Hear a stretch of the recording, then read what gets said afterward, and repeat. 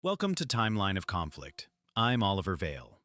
From our news center, illuminated by city lights, holographic displays, and streams of data, I will guide you through decisions and key moments in history that have shaped our world. Harnessing cutting-edge technology, we delve into pivotal moments of history and political conflicts that influence the course of our civilization. Join us as we uncover the past with clarity, insight, and a critical eye. Are you ready to unlock the secrets of history and see how the chain of events and decisions shape our future? Let's begin. Today, we focus on the Cuban Missile Crisis. In October 1962, the world faced the threat of a global nuclear war between the USA and the Soviet Union. The Soviet Union secretly established missile bases in Cuba, deploying tactical atomic missiles and a military buildup of troops. The United States was determined to stop rival superpowers from interfering in its sphere of influence. Over 13 tense days, the world came close to a nuclear Armageddon, an event that could have ended civilization and threatened all of humanity.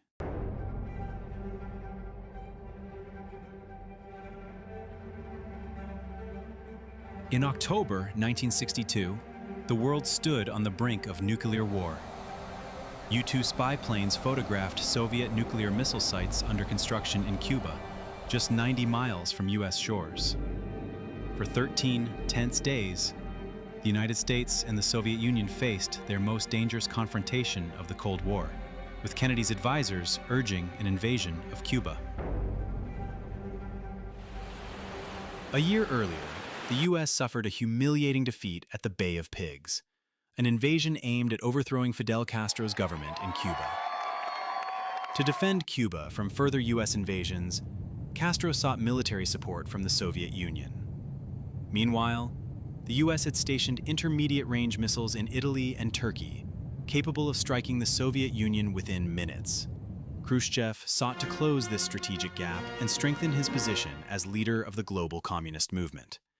He aimed to defend Cuba from a possible U.S. invasion, support revolutionary movements across the Americas, and increase Soviet military pressure in the Western Hemisphere. President Kennedy responded with a naval blockade, confronting Moscow while keeping the door open to diplomacy. Tensions escalated when an American U-2 was shot down over Cuba, raising the risk of an imminent U.S. airstrike.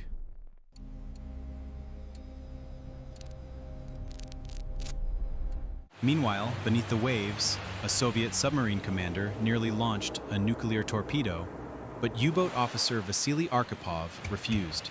His choice may have saved the world. In the end, Washington and Moscow resolved the crisis through diplomacy. The missiles were withdrawn, and the crisis ended, but it remains the closest the world has ever come to nuclear war. How was this crisis finally resolved through diplomacy and UN negotiations? And could similar conflicts today, such as tensions between the US and Russia, lead to a nuclear war? Let's explore how history unfolded.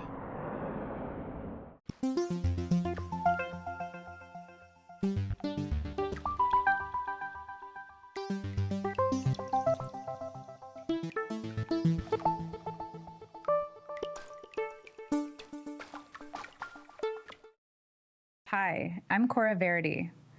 As a journalist, I'm passionate about exploring how decisions are made during moments of crisis and conflict. One of the most fascinating international conflicts is the Cuban Missile Crisis.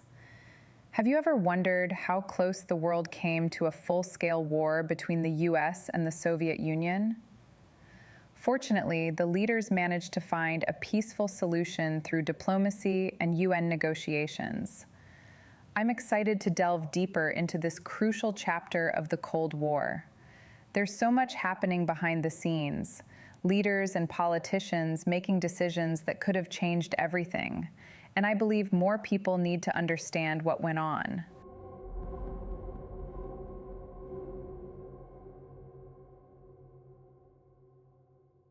So, how did Cuba, an island republic in the Caribbean, become the focus of a global crisis involving the US? Let's find out. In this video, I'll explain what happened and why this story is so vital for everyone to understand. Are you ready? Let's dive in and uncover the true story behind this historic moment.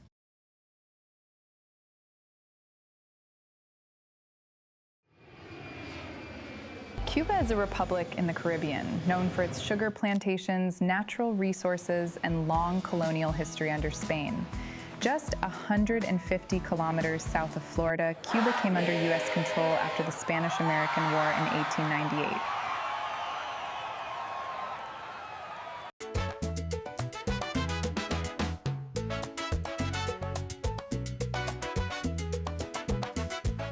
Although it gained formal independence in 1902, the United States retained the right to intervene in Cuban affairs. Over time, American investors took control of key sectors of the economy, owning sugar plantations, banks, property, and tourist resorts. To Washington, Cuba was expected to stay within the American sphere of influence. Cuban democracy struggled to establish itself under repeated military pressure. In 1952, Army Commander Fulgencio Batista staged a coup and dismantled what remained of the Cuban democratic institutions. His authoritarian rule, built on corruption and inequality, led to unrest across the country.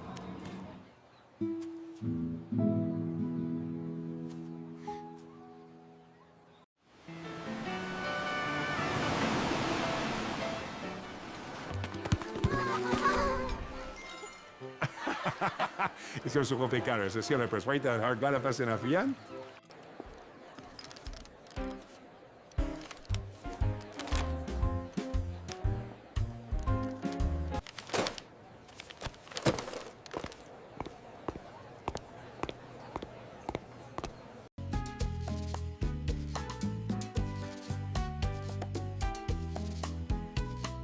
Fidel Castro was a lawyer with radical political views. He was the son of a landowning father and a farming mother, and his engagement with diverse social groups helped him gain support among both the elite and the working class. In January 1959, after years of guerrilla warfare, Castro's fighters marched into Havana. Batista fled the country, and the revolutionary movement took control over Cuba. One of Castro's first moves was to implement social and economic reforms. Land redistribution, expanded access to healthcare and education, and job creation for the population. His goal was to build a more equal society and to break Cuba's dependence on the United States. Castro accused Washington of backing dictators across Latin America while ignoring widespread poverty and inequality. Castro appointed communists to senior posts in his government, and his rhetoric turned sharply critical of U.S. foreign policy. When the Cuban government nationalized industries and property, American companies lost millions in investments. Washington moved quickly. In 1960, President Eisenhower broke off diplomatic relations and imposed trade restrictions on Cuba. Officials in the United States saw Castro not just as a local problem, but as an ideological threat to influence across Latin America. The government decided that Castro's regime would not be tolerated in the Western Hemisphere, refusing to permit Cuba to change its course. In April 1961, under newly elected President Kennedy, the CIA backed an invasion of Cuba by anti-Castro exiles trained in Guatemala. The aim was to trigger a popular uprising that would remove Castro from power. However, the plan of a popular uprising failed. The failed invasion cost the U.S. $41 million and delivered a humiliating setback to the Kennedy administration. Critics slammed the poor planning, the lack of air support, and the failure to consult Congress. In reality, the military operation was not secret after all. Cuban intelligence and international newspapers had already reported on the training months before the invasion. For Castro, the invasion confirmed that the United States posed a direct threat to Cuba's independence. In response, he turned to the Soviet Union. By 1962, Cuba and the USSR had signed a mutual defense agreement. The Cuban Missile Crisis in October brought the world closer to nuclear war with far-reaching global consequences.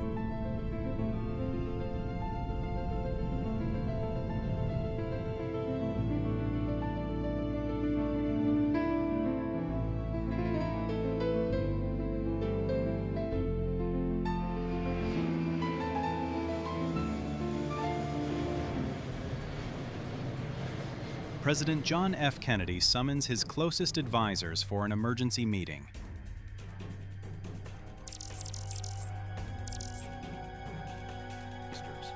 These missile sites in Cuba pose an imminent threat. We need to consider all options, including a preemptive strike. U-2 spy planes exposed Soviet nuclear missile sites and airfields in Cuba. Once operational, these missiles could reach most of the United States within minutes. In addition to the missile threat, thousands of Soviet troops, tanks, and artillery were deployed to repel any U.S. invasion. Inside XCOM, debate is fierce. The Joint Chiefs demand immediate airstrikes and an invasion. Plans to seize Cuba had existed for nearly a year. Defense Secretary McNamara warns that no one knows the exact locations of all missiles. An invasion could take 7 to 9 days, allowing the Soviets time to strike back. Kennedy initially favored airstrikes, but unlike most advisors, he also sought a peaceful solution. An airstrike seems like our strongest option here. I agree. An invasion might be too risky. Meanwhile, U.S. Ambassador to the United Nations, Adlai Stevenson, urged diplomacy. He proposed trading American missiles in Turkey for Soviet withdrawal from Cuba. His warning was clear. A U.S. invasion could provoke Moscow to retaliate in West Berlin or Turkey.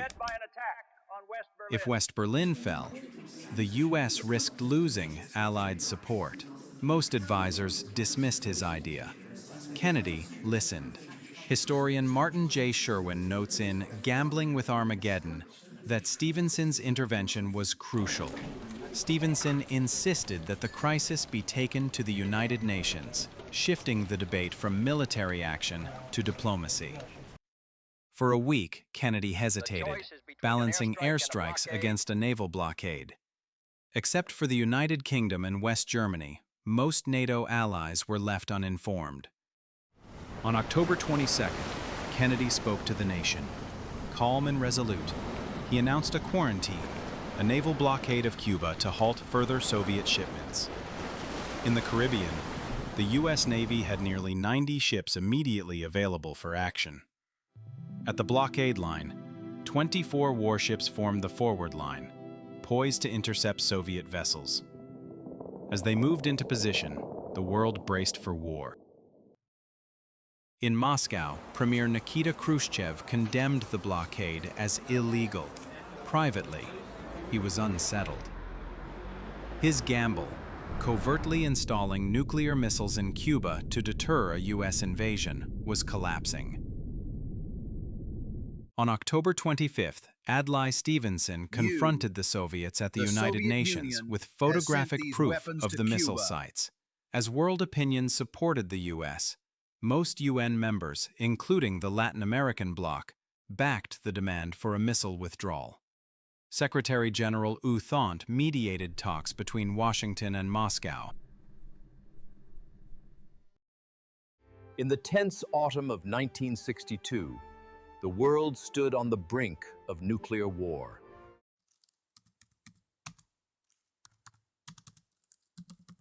October 27th, the Cold War's most dangerous day. That morning, a U-2 spy plane was shot down over Cuba by a Soviet surface-to-air missile, killing the pilot.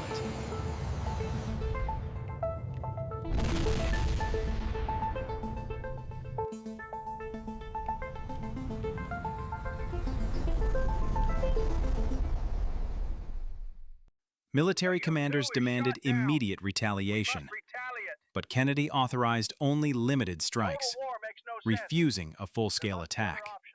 Inside XCOM, frustration grew. War felt imminent. Later on October 27th, near the blockade line, U.S. destroyers tracked 4 Soviet submarines for 2 days. The USS Beale and the USS Coney dropped a series of depth-charge grenades near the Soviet submarine B-59. These were meant as signals, both to intimidate and force it to come to the surface. Patrol area For the crew inside, Report any the contact blasts felt immediately. like real attacks. Overhead, carrier-based aircraft fired warning bursts into the sea. one destroyer locked its guns onto submarine B-59. Inside B-59, conditions were desperate. Unbearable heat, little oxygen, and no contact with Moscow. The leaving war had started. The captain ordered a nuclear torpedo prepared for launch. One detonation could have destroyed the American ships and triggered nuclear war. One officer, Vasily Arkhipov, resisted.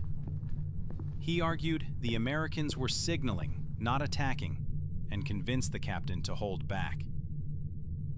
Disaster was narrowly averted as the submarine surfaced. Unknowingly, the world avoided nuclear catastrophe. A peace deal followed. The Soviet Union agreed to withdraw its missiles from Cuba under UN inspection. In return, the United States committed never to invade Cuba. Secretly, Kennedy also agreed to remove American Jupiter missiles from Turkey. Although Khrushchev could have cited the U.S. withdrawal from Turkey, he kept it secret to improve relations with Washington. In the end, the world stepped back from the brink of nuclear war. At the height of the Cold War, Kennedy and Khrushchev reached a vital diplomatic agreement. In moments of crisis, peace was preserved because of dialogue and restraint. The Cuban Missile Crisis reminds us that global peace and security were maintained not only through weapons and military power, but also through international cooperation and sound decision-making in moments of danger. The Cuban Missile Crisis brought the world close to a nuclear war. Both Washington and Moscow made dangerous misjudgments, often relying on incomplete or faulty intelligence. As historian Martin J. Sherwin argued, it was not wisdom or leadership that saved the world, but sheer luck. The United States underestimated the Soviet presence in Cuba. More than 40,000 Soviet troops had been deployed, far beyond the 11,000 Washington believed. American planners assumed that airstrikes might result in an uprising against Castro. It was a grave miscalculation. By the time the blockade started, more than 160 nuclear warheads were already in Cuba. They could strike most of the United States. A U.S. invasion could have unleashed a global nuclear war with catastrophic consequences that are difficult to comprehend. Control and decision-making during the crisis were far from secure. Decisions did not rest only with Kennedy and Khrushchev. Field commanders also held the ability to escalate beyond recall. And leaders are human, influenced by fear, pride, and pressure. Kennedy faced advisors demanding airstrikes. Khrushchev faced generals warning him never to retreat. On October 27th, a Soviet submarine was trapped by the U.S. fleet. The captain prepared to fire a nuclear torpedo. Vasily Arkhipov refused to authorize the launch. His decision may have saved millions of lives. In June 1963, President Kennedy delivered his peace speech at the American University, calling for peaceful coexistence between nations. Kennedy warned that the Cold War arms race posed a threat to humanity. He sought to improve relations with the Soviet Union, which led to direct conflict with powerful interests in Congress and the military. Only 5 months later, Kennedy was assassinated in Dallas. In October 1962, humanity learned how fragile peace can be. The dangers of miscalculation, human error, and escalation of conflicts persist. One wrong step or misunderstanding, and history may have taken a different direction. Today, more than 1,500 U.S. and Russian nuclear missiles are on high alert, ready to launch within minutes. Nuclear weapons still cast a warning over the hope of peace. New hypersonic missiles from Russia, China, and Iran shorten reaction times even further, leaving leaders only minutes to decide between war and peace.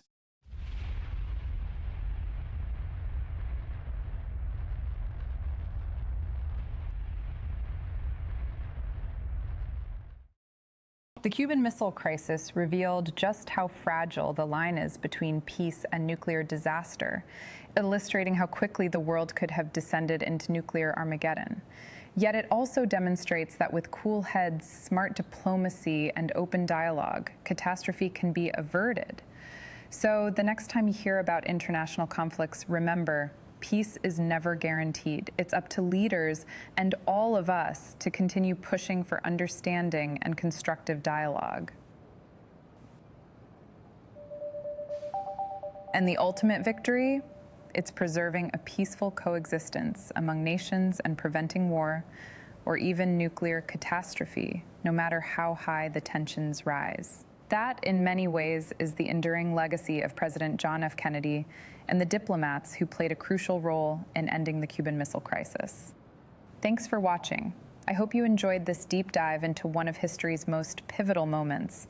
Don't forget to follow our new series, Timeline of Conflict, for more stories that matter.